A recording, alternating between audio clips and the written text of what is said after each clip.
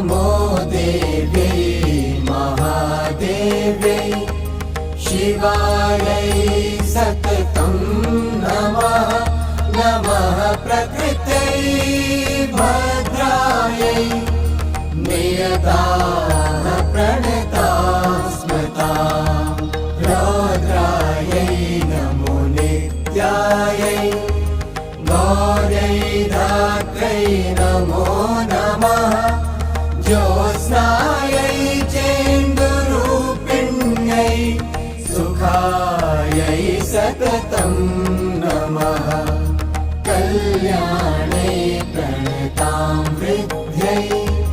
सिद्ध्यै कुर्मो